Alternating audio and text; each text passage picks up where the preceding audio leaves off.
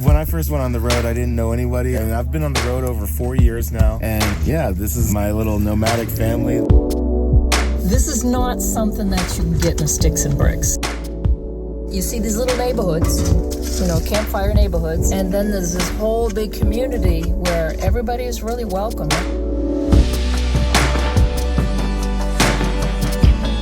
Everyone's just out here doing what they love, and you just really get a sense of everyone's freedom. We're all out here just kind of having a good time together. Everybody has always just giving and just showing like literally the best parts of them and their lives, and it's a place where whatever it is, your special talent or skill, like here it's like so embraced. There's just something about the people here that are they're amazing. I love them all.